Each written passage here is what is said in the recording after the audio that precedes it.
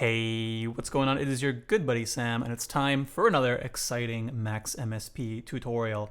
So, I know you're thinking, I've been out of the game too long, I've been put out to the big Max patch in the sky, upstate, something. The point is that I had to come out of retirement because I saw something the other day that was so cool. You've seen, there's new stuff in the world of DSP all the time, but how often is there something new that also doesn't involve really hard math? This actually isn't a new trick. I mean, it's an old trick, but it was new to me, and I thought it was really cool, and I wanted to talk about it, and it's called switch and ramp.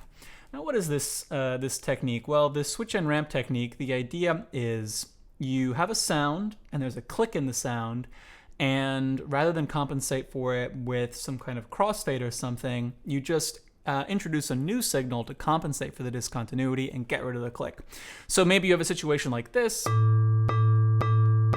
You can hear we've got this lovely, soothing vibraphone sound, and then when I re-trigger the sample, we're restarting somewhere in the middle of a wave. The amplitude is non-zero, and so it's causing a click.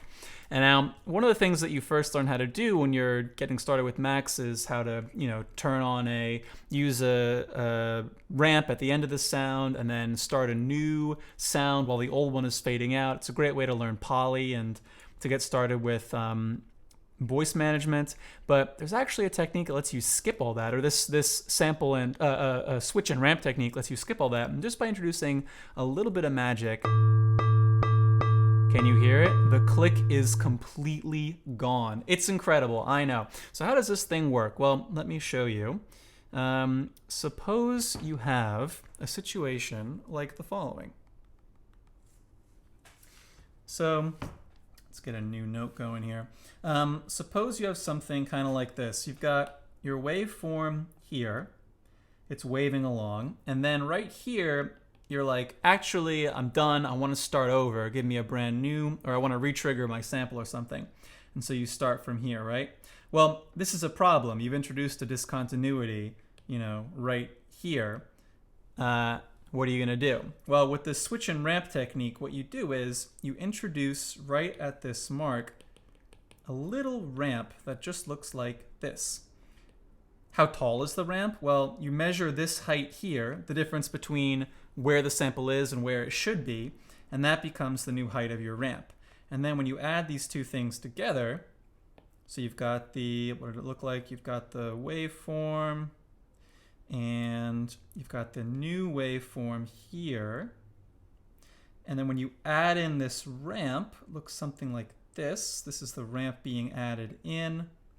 And the new resulting waveform, as you can sort of see, looks a bit like this. Now, there definitely is some kind of, you've introduced a little bit of a change to the shape of the waveform, and you can hear it, but you've essentially smoothed the click out. So how can we do this in Max? What can we do?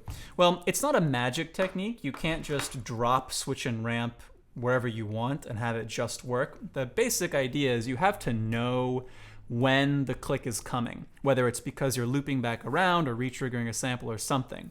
And then you can use that trigger with a sample and hold object to grab a picture of what the wave was, what it is, and the difference between the two, and then use that to generate a new ramp. So let's take a look at how to do that. So to start with, imagine first let's say, this is probably, I should almost pixel this out because that's a really, disgusting image to have to contain. This is, if somebody I'm imagining, it's a cop drama, they kick in the door to the suspect's apartment and this is just up on the screen, this twisted image right here. And the rookie, the new cop is throwing up in the corner. The FBI psychological profiler is like, oh man, this guy's been looping this. We got one real sick puppy over here. But suppose you were some kind of sociopath and you wanted to loop this sample. Well, obviously you're going to have a big discontinuity right at the edge here. Can switch and ramp help us out? Yes, of course it can. So first, here's what so this populates the buffer. Don't worry about that. But this should be familiar to you. It's just a wave tilde with a phaser driving it And all I'm trying to do is listen to the output. So let's listen to the output right now. Live.gain. And it's going to be pretty buzzy, so we'll start quiet. But take a listen. Yeah, you can already see. If you plug in your live.gain before you plug in your easy DAC, you can see when trouble is coming. So yeah, pretty nasty. I mean, it should, in quotation, sound like just a cycle. It's just a sine tone. So obviously that discontinuity is introducing a lot of other frequencies. And this is kind of the worst case scenario, right? This is like the worst, the biggest discontinuity with the purest kind of original sound. So whatever we can do here is going to be obviously make a big difference here. So switch and ramp. Like I said, you figure out when the discontinuity is coming, and then take a snapshot of the sound, compare it to the previous sample, and use that to generate a ramp. So first, let's take that in stages. First, how do we know when this discontinuity is coming? Well, the clue is right here with the phasor, right? So the phasor is going up from 0 to 1 and then jumping back to 0. So pretty easily, we can just use a, would edge work? Probably not. We can use a delta, which will measure the difference between successive samples. And then as soon as this is less than 0, that's when we know we've gone from, that'll be at the sample when we've gone from, say, 1 back down to 0. So this will be 1 as soon as the ramp has restarted.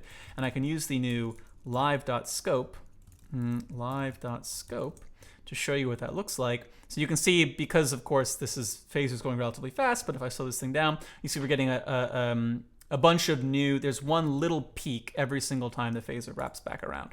And then you can actually use this in conjunction with an ADSR to trigger a ramp. So if I throw in an ADSR here, 001. So this is an ADSR with no attack, no release, and a sustain of 1. So this will jump up to 1 right away as soon as you trigger it.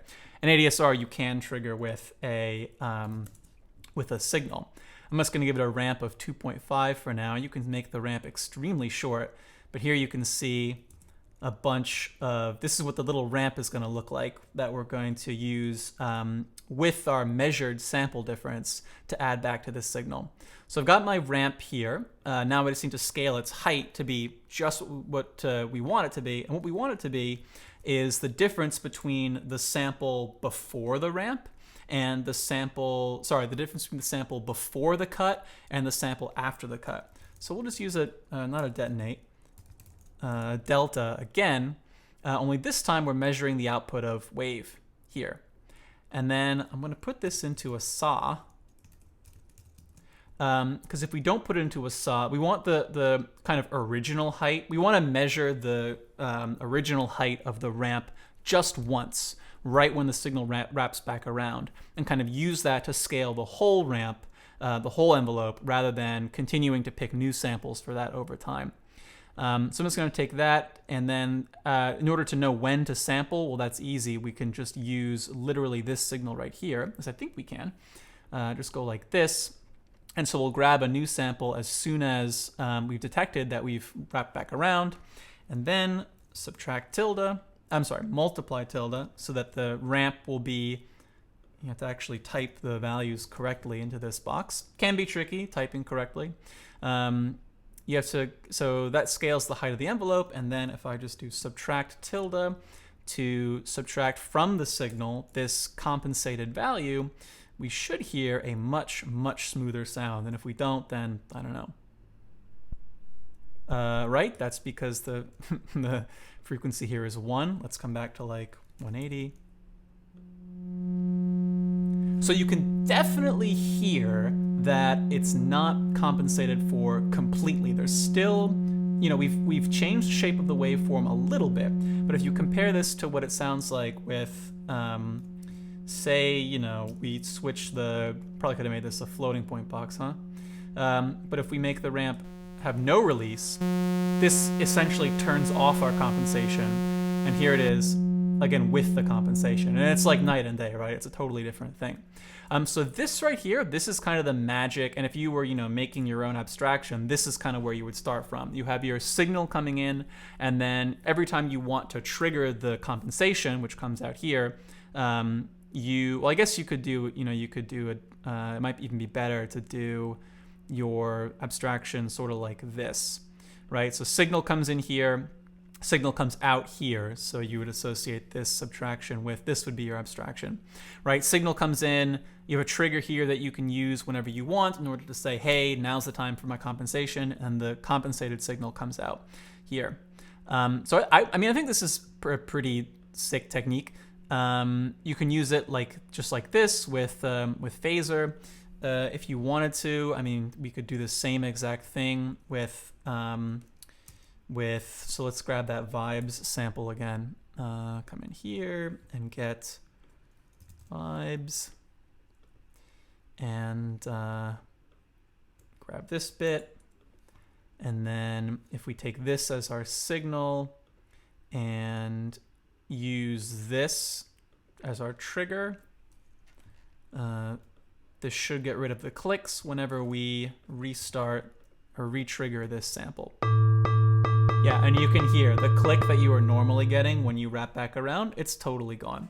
So I think it's almost like magic, this technique, and it's not even, the math isn't, compared to the, jukebox AI, deep learning, procedurally generated lyrics and timbre transfer or whatever, it's not difficult.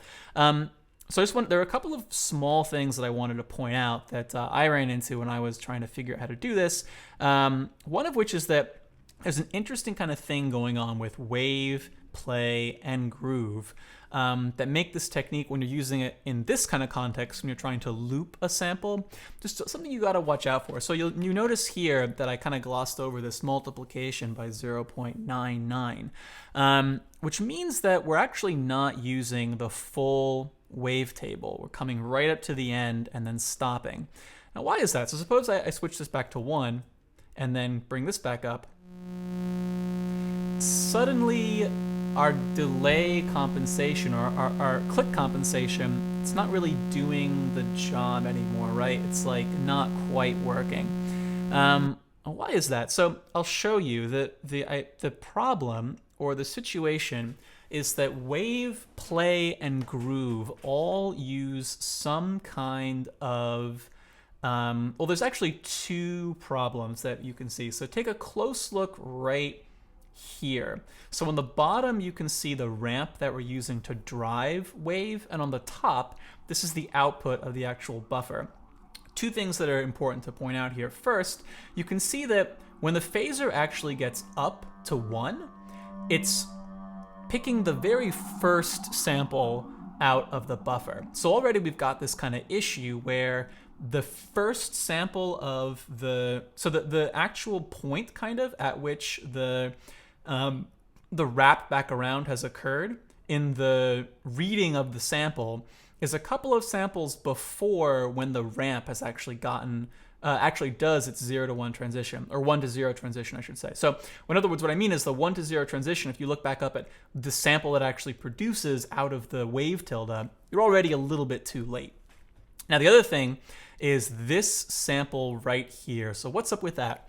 Well, the thing is that all these objects use an interpolation that I believe draws on 4 samples to do a kind of linear interpolation between. So whenever you're saying, give me this value, as you're reading through this wavetable, you're asking for values that don't actually exist in the table, but are sort of between adjacent samples, so to speak. And that means that the problem of this discontinuity that occurs when you're looping through this looping this buffer, the problem of the discontinuity, because of interpolation, kind of spreads to adjacent samples, right? Like you can see the 0, this sample, has kind of drawn the interpolated value of this particular sample down. What this means in practice is that with wave and play, you want to be sure you have if you can, you want to have a couple of extra samples kind of at the end of your buffer that you don't use. And so here, you'll notice that as soon as I adjust, so right now it's buzzy again because of that kind of weird discontinuity. And if I come in, and I'm just going to adjust this in a very precise way. So our buffer is 220 samples long. So if I take let's do it, let's do it this way. Let's do info tilde tab, the name of our buffer, the size in milliseconds is here, so we'll do ms to samps to get the length in samples. Let me throw a bang up here as well. So this will be the length in samples of our buffer. It should say 220. Why does it say 239? This buffer is 220 samples. Am I out of my mind? How did the length of the buffer get... It doesn't matter. The point is the buffer has 220 samples. The next thing that I can do... So what I want to do is I'll subtract 2 from that. And then divide the length, the original length, by the length minus 2. And this should give me a number slightly less than 1. So yeah, this right here, 0.991, is the amount, like I'm gonna take this phaser and just scale it by that much so that we're leaving 2 samples at the end of the buffer that we're never actually reading from Wave. Instead, Wave is using them for interpolation, but we're not actually going to be asking Wave for those particular samples. And you can hear that kind of nasty buzzing from the discontinuity sort of spreading via interpolation to adjacent samples. It's totally gone away. Now, something that's kind of interesting about this is that you can use this value here for some kind of interesting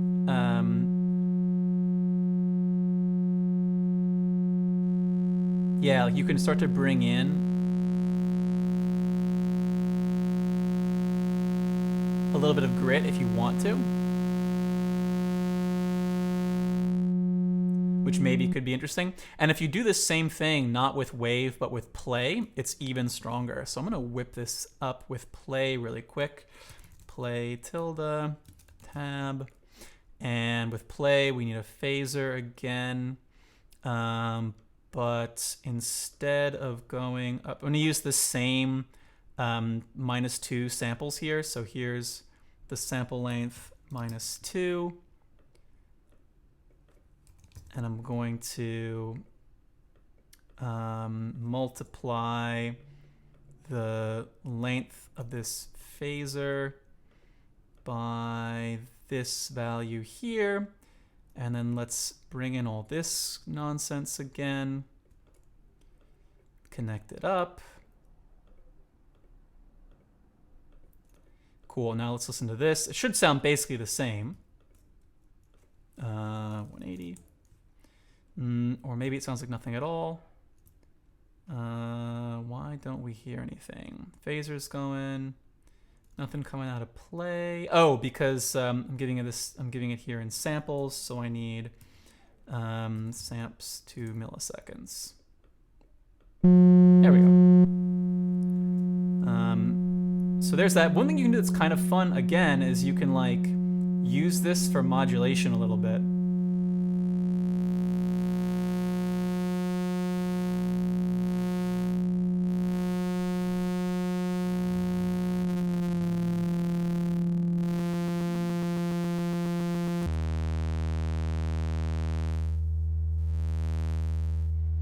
To introduce a little bit of harshness, I guess. You can like just fine-tune the very end of that if you wanted to, add some distortion. So that's Wave and Play. And I'll just mention that Groove is actually kind of tough to work with. So I haven't been able to have good success with Groove just because this kind of compensation that we're doing, can't figure out how to make it work. If you change the buffer length, because Groove kind of manages its own internal phaser. So you'd think you could just use the sync outlet of Groove, and you can. The issue is actually that because of this interpolation issue, Groove will still kind of have the discontinuity present, and I can't really find a good way to deal with it. So if you're out there and you know how to make Groove work brilliantly with with this switch and ramp technique, please let me know about it. I would love to hear what you have to say. So last thing I'll mention is that you don't need to use your own thing here. In fact, this is not technically switch and ramp. This is a little bit busted up just because you're not supposed to use the signal itself as your input to switch and ramp. You're supposed to use the output down here. That way, if you re-trigger this very quickly and you're introducing more discontinuities, you're also accounting for what you've already done every time you trigger it. Obviously, we can't do single sample delay, which is what we would need in Max. So if you're looking for a fun exercise, you could implement this in Gen. It wouldn't take very long and it would be a good switch and ramp. Or you could just download the swan ramp tilde object, which not only does all of this, but also has built-in different curves for the ramp. So we're using a linear ramp here, but there's no reason it has to be linear. You could also use, whatever you like. In particular, you could use some kind of more relaxed curve than a regular linear ramp. So I'll just hook up all this nonsense the same way that our sort of pseudo-abstraction would have been. And you can hear just how good Swan Ramp is. So let's go 180. And you still have to do this thing. So there's Swan Ramp in action. And one thing that you can do is switch through different curve modes. So if I do curve here, you can hear what the different curve modes sound like. Except curve, I don't know if you know this, but curve doesn't have an E on it. It's just curve like this.